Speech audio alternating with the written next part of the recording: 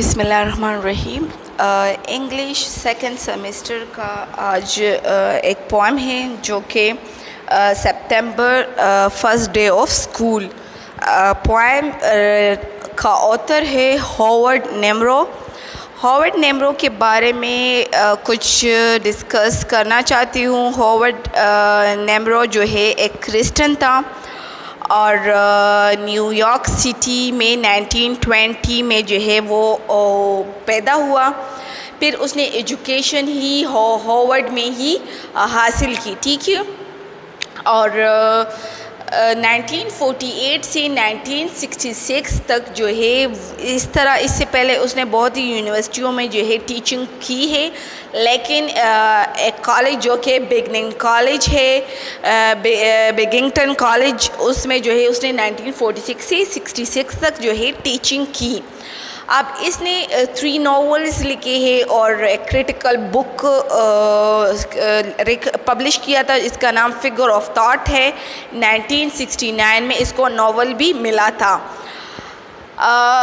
ये पोर्शन आप ज़रूर याद करें क्योंकि MCQs में आ सकता है। मैं ज़्यादातर ऑथर में बहुत ही कंसंट्रेट करती हूँ, क्योंकि ज़्यादातर जो पास पेपर आप देख लें तो MCQs या तो प्रीपोजिशन से ज़्यादातर आते हो या तो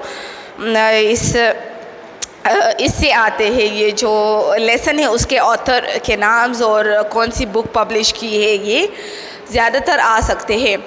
अब सितंबर of first day of school, हमारे तो यहाँ स्कूल की ओपनिंग जो होती है तो समर में ही होती है, ठीक है। और जो कि आई थिंक जून, अगस्त या जुलाई इस तरह में एडमिशन्स होती है। लेकिन सितंबर में UK US जो फॉरेन स्कूल्स है उधर सितंबर में स्कूल्स की एडमिशन होती है। और ये हॉवर्ड जो है ये बाप की फीलिंग जो है डिस्क्राइब करना चाहता है इस पोएम में कि कैसे एक बाप जो है एक बच्चे को छोड़ता है स्कूल में, फर्स्ट डे ऑफ स्कूल जो कि सितंबर में होता है, और उसकी क्या फीलिंग होती है, वो क्या सोचता है और उसका एंड क्या होता है। जस्ट मैं थीम बताना चाहती हूँ। थीम ये है कि इसमें जो है एक complex feeling of father describe हुई है और who is taking his son to school, जो कि वो अपने बच्चे को स्कूल जो है छोड़ता है और उसके बारे में डिस्कशन की इस पोएम में। दूसरी ये है कि it remind him of his first day of school. इसको जब ये अपने बच्चे को छोड़ता है तो उसको क्या होता है, उसको जो है अपना वो जो फर्स्ट टाइम उसको अपने बाप ने छोड़ा था तो उसको वही सब कुछ याद आ जाता है।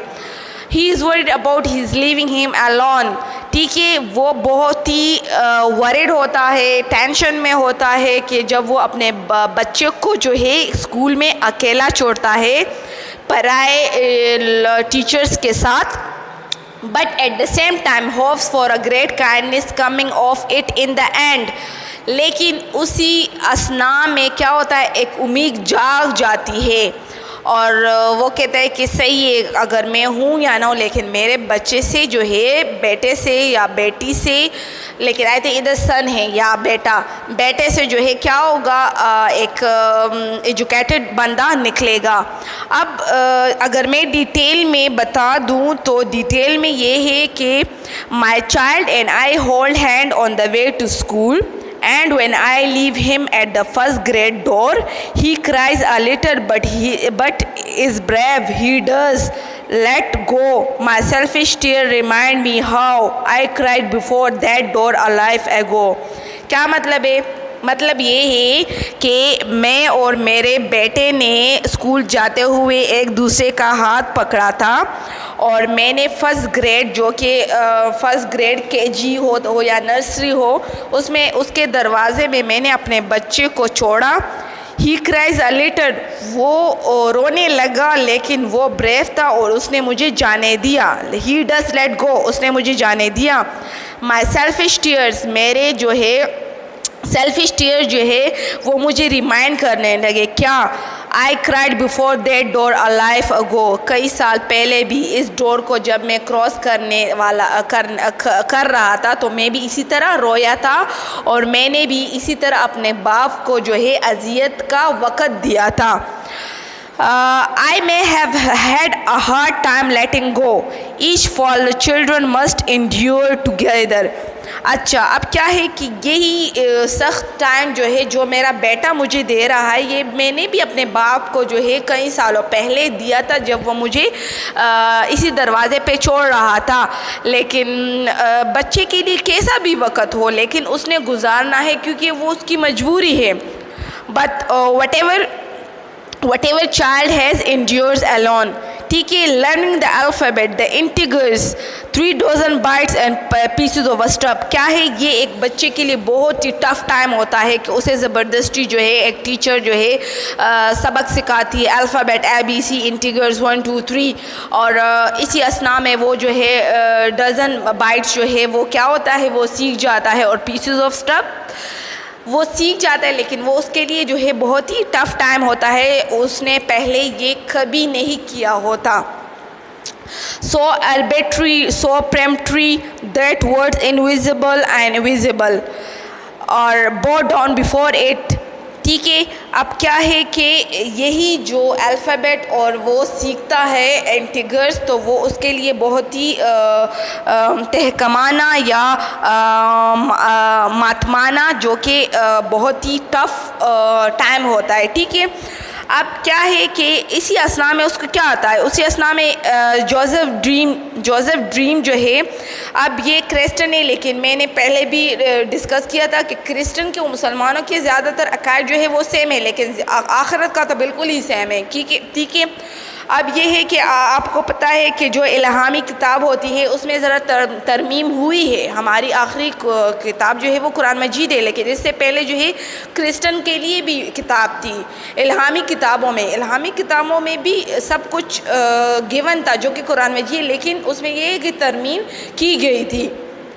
अब क्या है कि ये बंदा तो क्रिश्चियन है, ये राइटर, तो ये वो कहता है कि एज अ जोसेफ ड्रीम, उसको जोसेफ ड्रीम आ जाता है कि कैसे जो है उसके भाइयों ने जो है उसके साथ बहुत ही वो बदसलूकी की थी, लेकिन आखिरकार उसने ज़िंदगी का बहुत ही टाइम जो है उसी मुश्किलात में गुजारे। लेकिन आखिरकार क्या हुआ, आखिरकार उसको जो है एक अच्छा जो है रिज़ल्ट मिला, ठीक है, उसको जो है अच्छी अचीवमेंट हुई। As in Joseph's dream, the sheaves bowed down and then the star bowed down before the dreaming of a little boy. That dream got him such hatred of his brothers. क्या है Joseph का dream था, उसने एक dream देखा था और क्या हुआ, बदले में उसके भाइयों ने उससे नफ़रत की और नफ़रत के साथ उसको सज़ा मिली, और as caused the greater part of life to mend, उसके ज़्यादातर जो लाइफ का हिस्सा था वो इसी उसमें मुश्किलात में गुजरा। And yet great kindness came of it in the end, और लेकिन आखिर में क्या हुआ, एक अच्छा रिज़ल्ट जो है वो पेश आया। अब क्या कहता है, अब उसने इसी असना में क्या होता है, माई चाइल्ड हैज़ डिसअपीयर्ड, मेरा बच्चा जो है या मेरा बेटा जो है वो डिसअपीयर्ड हो गया। कहाँ, to see behind the class school room door, behind the school room के डोर के पीछे जो है वो क्या हो गया, वो डिसअपीयर्ड हो गया। एंड शुड आई लिव, और क्या मैं ज़िंदा हूँ, क्या मैं ज़िंदा रहूँगा, to see his coming forth a life away, ठीक है, क्या मैं ज़िंदा रहूँगा कि वो जो है इसी स्कूल से कुछ अरसे बाद निकलेगा, तो वो जो है जो मेरे होप से वो उस पर पूरा ये उतरेगा, मीन्स कि वो एजुकेटेड होगा या नहीं होगा, इसके बारे में सोच रहा है। आई नो माई होप, वो क्या कहता है इसी असना में, वो कहता है यस आई नो कि मेरे बेटे से जो है एक काबिल बंदा निकलेगा, but do not know its form nor hope to know it, ठीक है, क्या होता है, लेकिन सही है मेरे बेटे के से जो है एक वो निकलेगा, मेरे बेटे से क्या होगा, मेरे बेटे से जो है एक तालीम याफ्ता बंदा निकलेगा, लेकिन मुझे पता नहीं है कि क्या निकले, लेकिन निकला, हाँ बड़ा आदमी बनेगा, लेकिन मुझे पता नहीं है कि डॉक्टर बनेगा, इंजीनियर बनेगा, बिजनेसमैन बनेगा, लेकिन जो है एक कुछ अचीवमेंट वो ज़रूर करेगा। बाप की ये एक्सप्रेशन है, ये फीलिंग है अपने बेटे के लिए। फिर क्या होता है, फिर ये होता है कि among his teacher have a care of him more than his father could. क्या है कि इसके टीचर जो है मेरी तरह, एक बाप की तरह उसका ख्याल रखेंगे या बाप से भी ज़्यादा ख्याल रखेंगे। How they will look I don't know, I do not need to know. ना मुझे जानना चाहिए, ना मुझे जानने की ज़रूरत है, लेकिन क्या है, even our tears belong to ritual. लेकिन हमारे जो रोना है वो एक रस्मी है। किस तरह रस्मी है?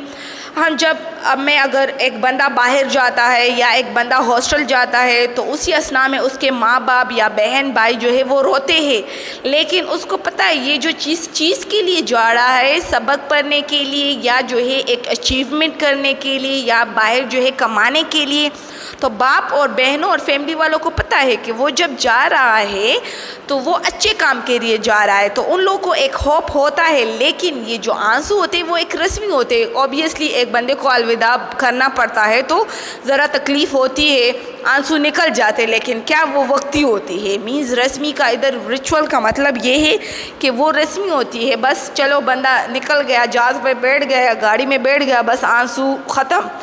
लेकिन ये वैसे वो फीलिंग्स होती है, वो ऑब्वियसली अटैचमेंट होती है। लेकिन बाप को पता था कि जो मैं रो रहा हूँ ये सिर्फ रस्मी है, लेकिन इस रोने के बाद मैं तो ठीक हो जाऊँगा, लेकिन मेरे बच्चे का फ्यूचर भी जो है वो सिक्योर हो जाएगा। But my great kindness come of it in the end. लेकिन क्या है कि हाँ, इसी जो मैं रस्मी मेरा जो आंसू है, लेकिन क्या होगा एंड में, ये जो है हमारे लिए एक फ़ायदा देगा। एक great kindness come of in the end, और एंड में क्या होगा, एक अच्छा रिज़ल्ट हमें मिलेगा। अब टीम को आपने समझ लिया, ये जो पूरा मैंने डिटेल में बता दिया, तो ये पोर्शन जो है जो मैंने लिखा हुआ है ये इसको मैंने थीम करके शॉर्ट करके कंप्रिहेंसिव करके मैंने ये लिखा हुआ है, ठीक है। अब डिटेल में भी मैंने आपको बता दिया कि इसमें क्या सिचुएशन थी। मेजर जो थीम है एक्सपीरियंस के बारे में, ठीक है। You have a success in your life, ठीक है। To have a success in your life, या तुम एक बड़ा आदमी बनना चाहते हो या कुछ अचीव करना चाहते हो, you want to achieve a success, you want to achieve a target goal, you want to achieve या you want to become a successful man, तो क्या होगा, तुमने you have to face the difficulties which comes in your life, ठीक है। आपको face करना होगा जो डिफ़िकल्टीज़ लाइफ में आते हैं, उसको आपने फेस करना होगा। क्या? कुछ चीज़ अचीवमेंट के लिए। अब इधर बाप क्या है, रो रहा है, अपने बच्चे को छोड़ रहा है, लेकिन किस लिए छोड़ रहा है? ऑब्वियसली उसका फ्यूचर सिक्योर करने के लिए, वो उसको जो है एक बड़ा आदमी, एक एजुकेटेड आदमी बनाने के लिए बाप जो है ये सेक्रीफाइस करता है, अपने बच्चों को दूर भेजता है, स्कूल हो, बाहर फॉरेन कंट्रीज़ हो, हॉस्टल हो, किसके लिए? सिर्फ एक बच्चे को सिक्योर लाइफ देने के लिए। अब ये तो बाप की एक्सप्रेशन जो है इधर बयान कर ले। अगर नॉर्मल लाइफ में हम नॉर्मल रूटीन में अगर मैं बता दूं तो एक बंदा हॉस्टल जाता है या दूर जाता है बाहर फॉरेन कंट्री में, किसके लिए? अपने आप को अचीव करने के लिए। If you want to